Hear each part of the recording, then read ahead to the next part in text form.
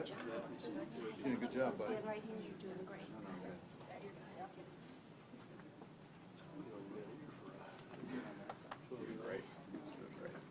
Okay.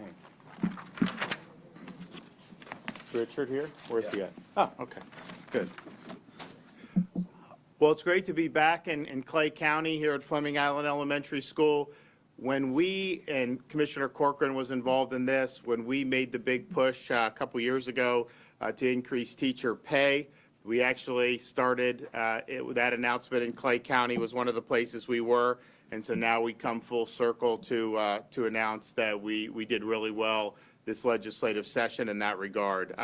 I do want to say thank you for Fleming Island Elementary to host us. They have been an A school for 9 straight years, so congratulations for you guys. We have today with us, of course, I mentioned the Commissioner of Education, Richard Corcoran. We have Senator Jen Bradley, whose husband was the chairman of Appropriations when we did our announcement many years ago to kind of kick this off. Representatives Payne and Garrison. We have Dave Broski, Superintendent of Clay County Schools. Jennifer Collins, our principal here at Fleming Island Elementary, and then Jennifer Sherman and Kristen Geiger are both teachers here, and they're going to speak as well. So we decided in Florida that it was important to do more for teacher salaries. One of the things that we did was really try to get the average minimum salary up, because you have students that are in college and they have different opportunities, and I think people realize that if you're in education, you may not end up being like a millionaire, but it does help to be able to afford, and this was even things we were concerned about prior to Biden inflation. Now, with the inflation, you see a lot of problems across the board in people being able to afford gasoline and groceries and other things. And so our goal was to increase that, as well as increase salaries for teachers that were more tenured, with veteran teachers, and we've been able to do that. And we've also done a variety of teacher bonuses, including last year giving a $1,000 bonus to every single principal and school teacher in the state of Florida, which was something that we were happy to do. So today we're announcing, we haven't signed the full budget yet, we're still going through it, but there was one provision in there that really was a historic amount of money, $800 million just to increase teacher salaries. That's on top of all the other funding that we're getting per pupil, base student allocation, Florida FEFP, all that is at record numbers.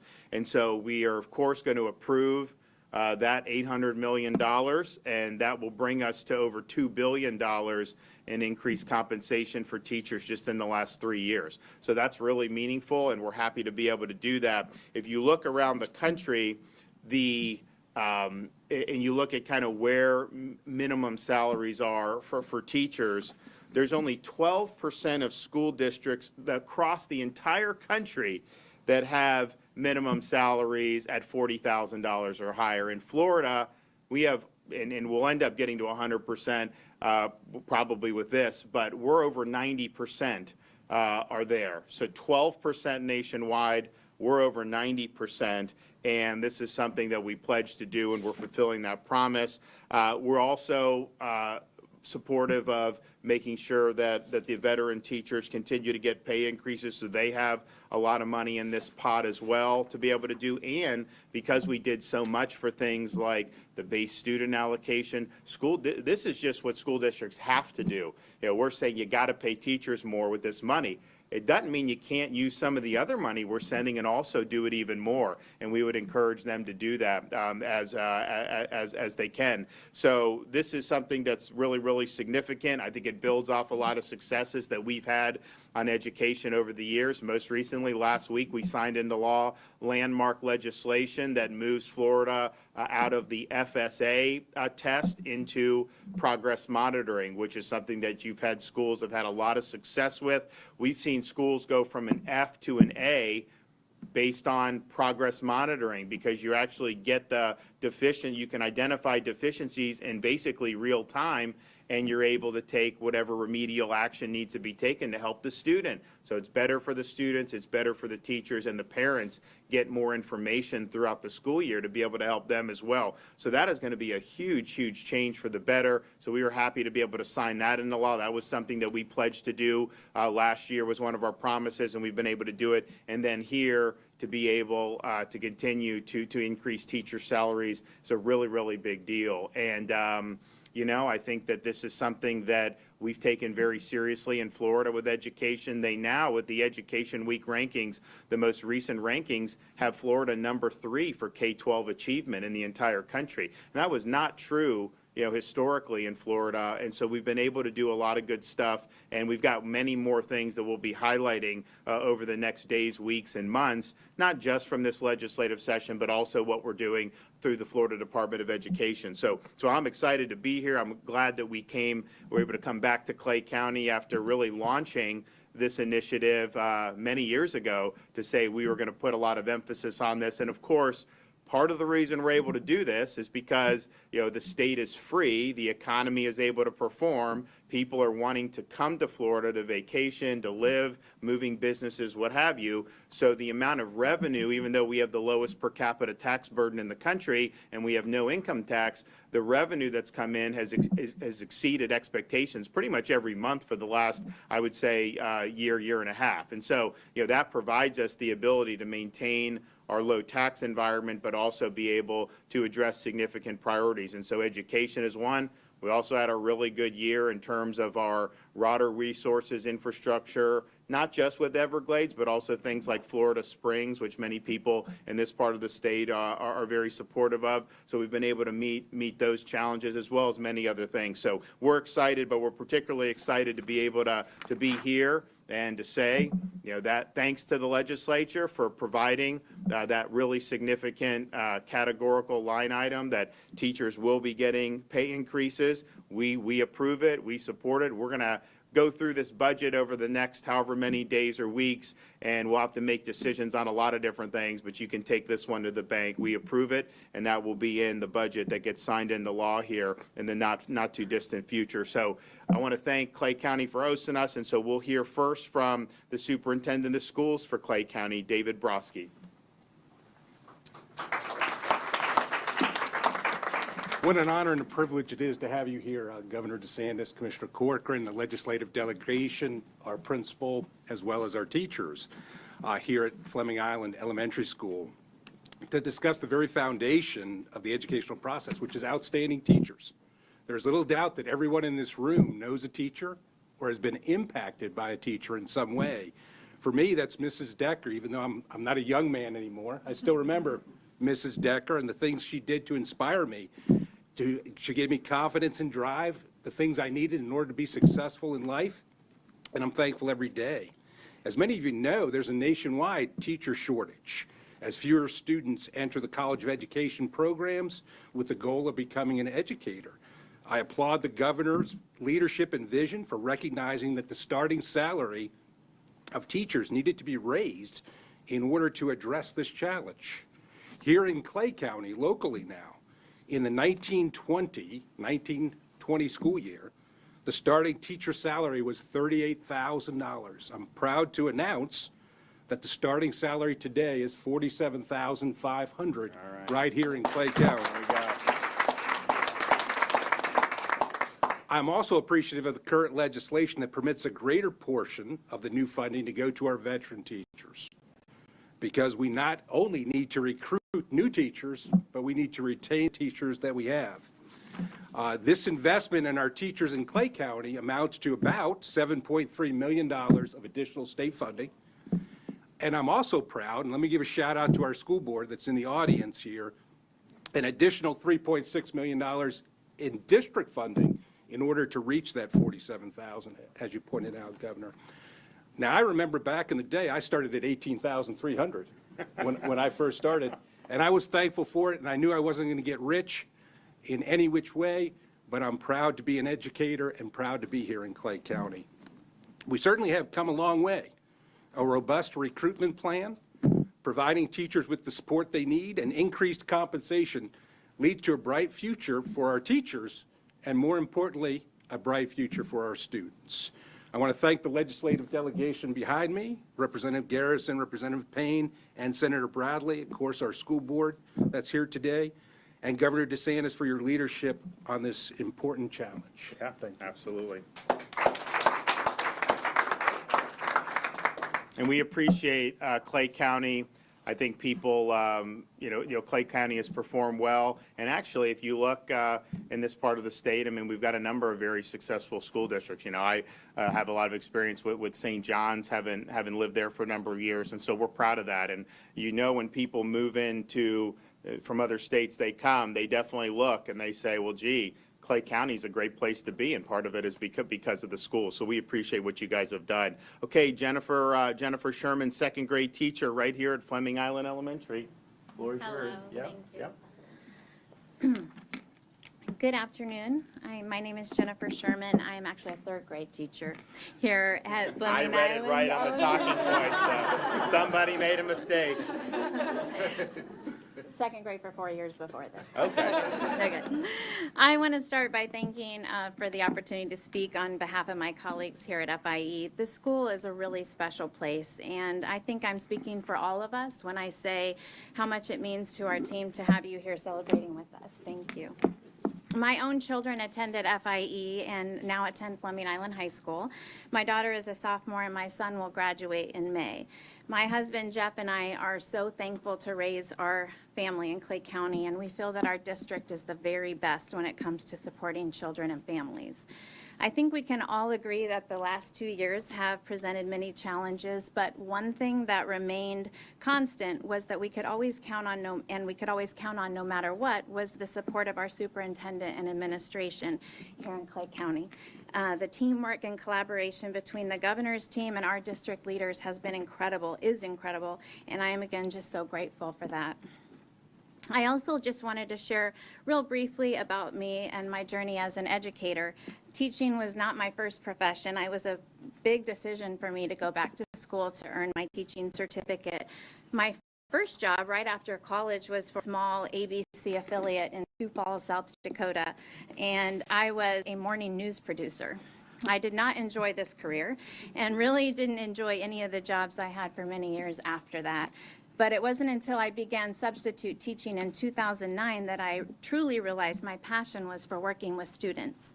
And even now, being in the classroom is still one of my very favorite places to be. This is my 6th year teaching full-time, and while there have certainly been challenges, I am reminded every day what a blessing and an honor it is to be a part of my students' lives. And the reason I share all of this is that for maybe the first time in Florida's history, we have a governor and administration who go above and beyond to recognize and empower educators by listening and giving us a voice. Of course, the new pay increase. Yeah, you can clap for that. Of course, the new pay increase means a lot to me and my family as well. My son will start college in the fall, and my daughter will soon be driving, and cars in college are not small ticket items, as you know, so I'm really thankful. I'm also looking forward to the changes in testing and progress monitoring for next year. As I said earlier, you listened and you heard us, so thank you. Laboring over a test for multiple days and only once per year doesn't provide consistent learning opportunities for our students throughout the year, as you said. I'm just excited to see how the new progress monitoring plan is rolled out and how it will benefit our students. As a teacher and a parent, we just want what is best for our kids, and it's really amazing to know we have a team of people like you all who want that too. Thank you. Thank you. So what's better, second or third grade? Ask me next year. Okay. You know, because I think about it, you know, my kids are younger than that, but as they get older, they can handle more stuff and they're more independent, but then they get so doggone smart that they're always outsmarting you. And my daughter's 5, and she's very, very smart, and she pulls them over on her mother and I all the time. But we thank you for what you're doing, and you know, we really appreciate it. Okay, now we have Kristen Geiger, another teacher. Thank you. Good afternoon. My name is Kristen Geiger, and I am proud to say I have been a Florida teacher for 18 years. I have been an upper elementary reading teacher for all of those years and hold a master's degree in reading K-12. Both of my children attend public school here in Clay County. Over my career, I have seen many changes in the education system, as well as several administrations in Tallahassee. I am happy to say that I know Governor DeSantis, the legislation, and the Florida Department of Education are making education a priority in Florida. This is evident in not only the bill being announced today, but in the recent progress monitoring bill and several others. During the height of the COVID pandemic, Governor DeSantis fought for what was best for students, which was keeping them in school in person. Thank you for that. All of these things are what will make Florida top in the country in education. Fighting for higher teacher salaries, higher starting teacher salaries, as well as compensation for veteran teachers is what will not only attract the best teachers to Florida, but retain them as well. And did I mention we have beaches, Disney, and the Florida Keys in Florida? I am grateful to work in not only a state that prioritizes education, but a county that does so as well. Thank you, Superintendent Broski, and my administrators, Jennifer Collins and Julie Dover, for always putting children first. Finally, a special thank you again to Governor DeSantis, the legislature, and the Department of Education for making education a top priority. I am proud to not only be a Floridian, but a Florida educator. Thank you. Good job. Thank you so much. Well, thanks so much. And it is good. So because we've made, when we did this teacher categorical, we did include for veteran, but we obviously really wanted to get that minimum up because it's important to continue to attract people and make sure when people come in they can afford to do it. But now that we made so much progress, you're going to see more and more of it weighted in the future towards veteran teachers. And so this is a big chunk this year, which we're proud of. But I think you're going to continue to see that in years to come, and we'll certainly be fighting for that. So I want to thank everybody who have a lot of experience and bring an awful lot to the table. Okay, Richard Corcoran, come on. Thanks, Governor. The governor already mentioned it, but we were here several years ago when the governor first conceived the idea of raising the minimum base pay, taking us out of the bottom 25% of all states and moving us right up into the top 5. And when we were here, we had Superintendent Addison Davis and Senator Rob Bradley. I'm glad to see Clay County is working hard to upgrade all levels of your government. But I do want to say, what this governor's done from day one is to say, you know what, education is a priority. We always say we're the education state. This is the education governor. And we're going to put students first front and center. And some of the teachers, you guys mentioned it. But whether just ensuring that children had a seat in a classroom during the pandemic, unheard of with the other 49 states. But also elevating and celebrating teachers.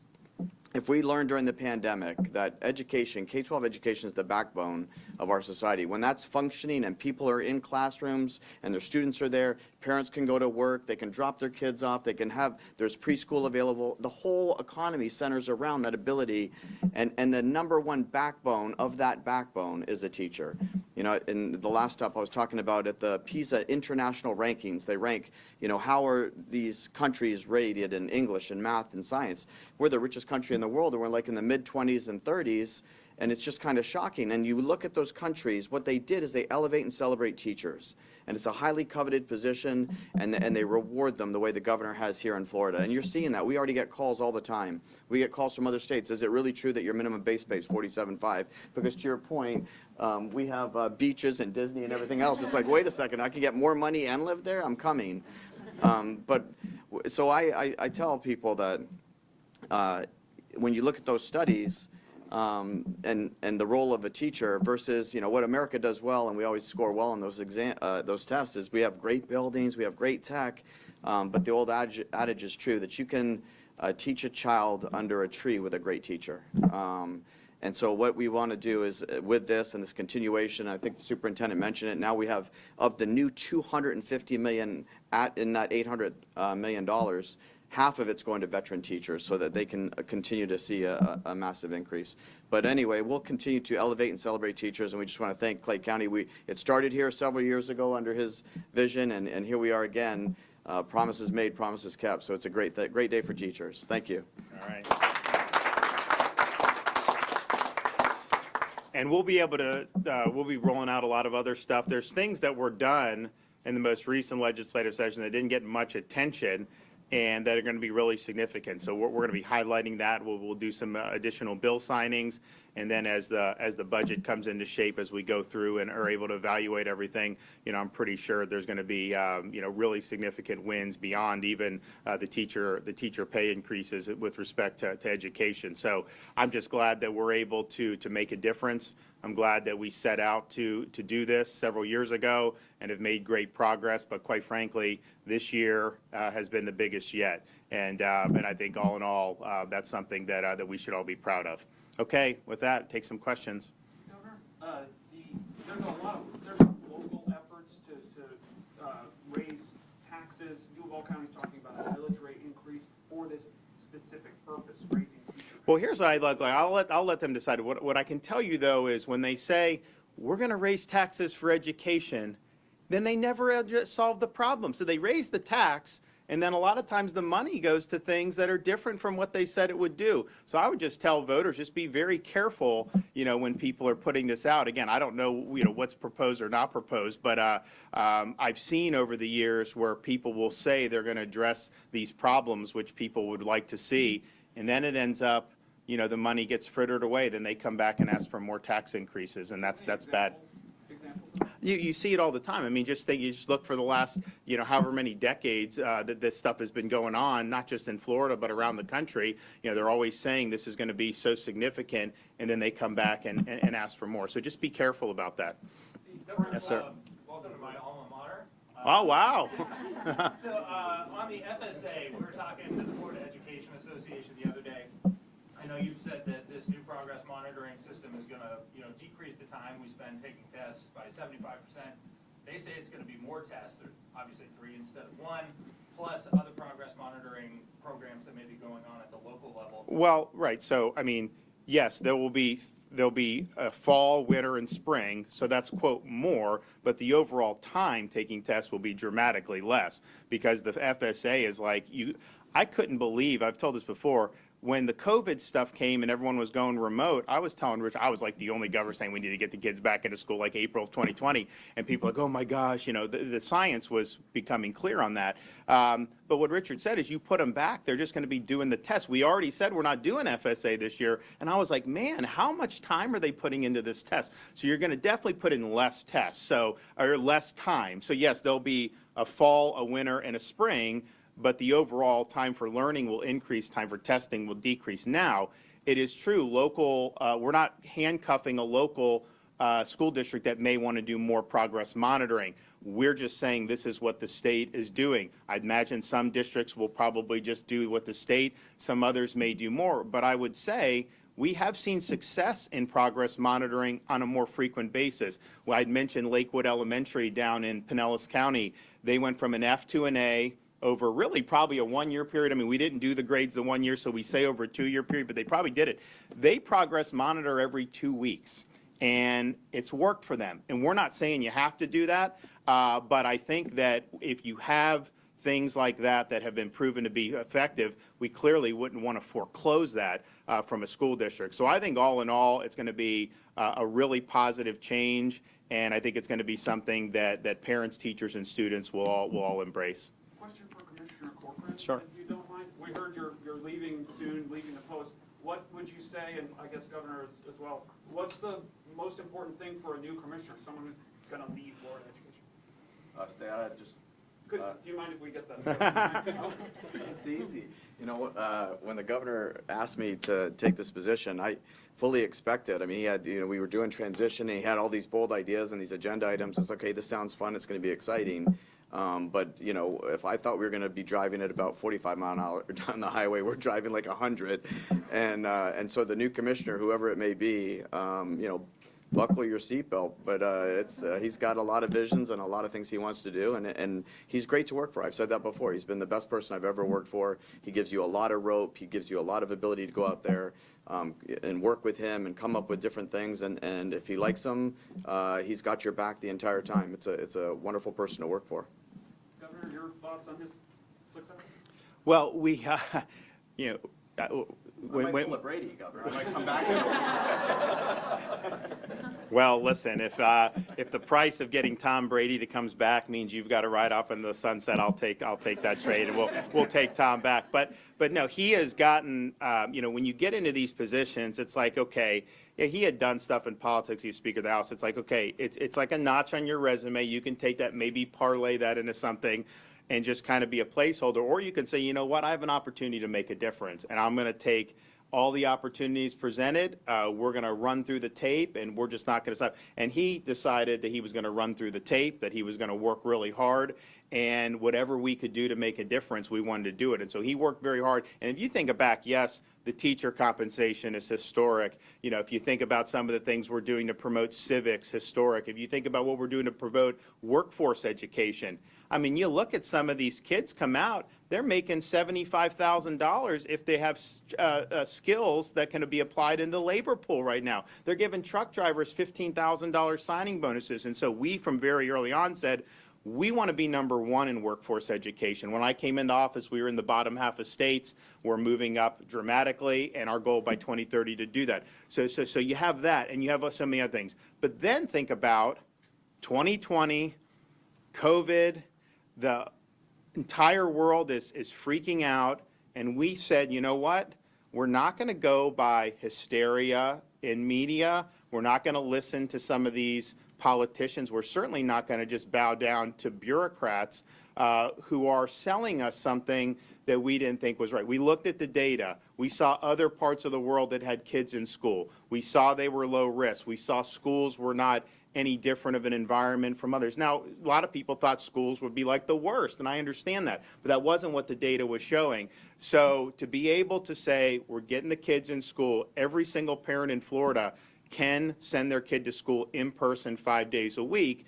We got sued by the unions over that. I remember when we announced it, like everyone, well, not everyone, the parents were happy because they understood how important it was. But, a lot of the chatter was that. And so being able to navigate that, and yes, I was the one kind of leading the charge, but he's working with the districts. He devised a plan so that if they were open 5 days a week, it was actually better for them financially than going remote with the flexibility that you needed, just because we understood some parents did not necessarily want to go back in person with their kid right away. We respected that. We didn't necessarily agree with it, but we respected that. So we were able to build that in. And I think if you look back at what's going to be the biggest negative for American education, it's going to be those jurisdictions that lock the kids out of school for a year or even more than that. Those that just said, and these are mostly our low-income, working-class families, many of them with single mothers, and they were treated horribly. And in Florida, we said, you know what, we've got to stand by the parents, we got to stand by these kids because it's important. And so Richard really helped rally that. I don't think there were very many superintendents who were not on board with what you did. And we got a big, diverse state, 67 counties. Some superintendents fought us on force masking kids. We didn't think you should do that. They wanted to do it, so we fought on it. And we won, but we did. On this, very few of them gave us, they really wanted to work constructively. And I don't know that would have happened if Richard wasn't there really helping deal with any concerns and just really being flexible. Because our point is look, we need the kids in school. It's important. And we want you to have freedom to do that the best way you can, but we've got to do that, and that was the bottom line. And so I think when people look back on the last 3 or 4 years, that is going to be really significant because the learning loss for being out of school entirely is devastating, and that's going to build. If someone's falling behind, say, by 3rd grade reading, the chance that they drop out of school entirely goes up dramatically. The chance that they end up getting in trouble goes up dramatically. And so, unfortunately, I think you're going to see that in record numbers in some of those jurisdictions across the country that didn't do what Florida did. And so that alone, I think, was a really significant achievement. And so, whoever comes in has got big shoes to fill.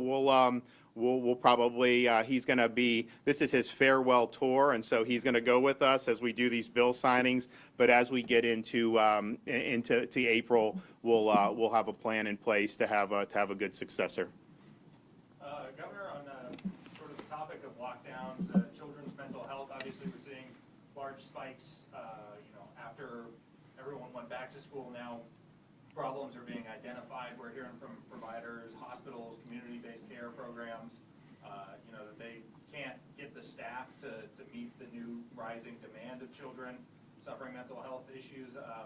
What did we do this year in the legislature to help address that issue, and what are your plans going forward? I think they probably had the biggest increase they've had for school mental health funding for that. And obviously, the First Lady's been involved with it. These are important issues just generally apart from what we've seen over the last couple years. But look, my view is the kids that have done the best have been kids that have been in the most normal environment possible. The more you impose mitigation and Fauciism on there, the more all these other problems, I think, end up being. And I think if you look at the district that did the worst since COVID was which one? Probably Broward. Yeah, and I think they had very intense mitigation.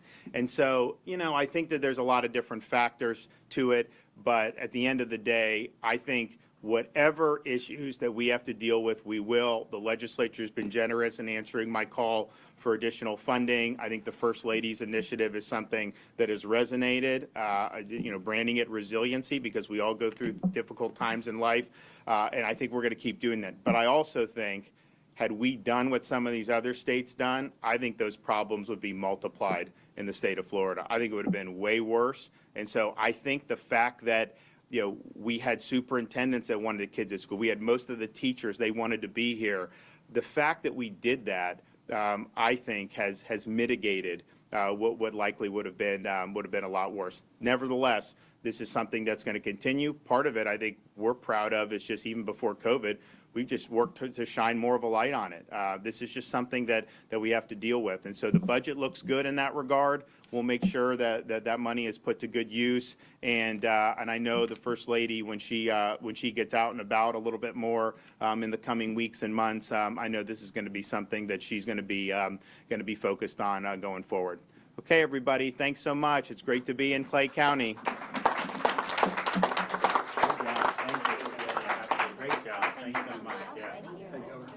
Appreciate it. Hey, good job. Thank you. Thank you so much for coming. How long have you been the principal here? This is my 5th year. Okay. Where were you before that? Yeah, you doing good? But I'm home. You did a good job, buddy. Getting back to starting to feel like a normal person and I look good. Where's my phone? Yeah, wait, yeah. We're trying to go away, but we don't want to go too far.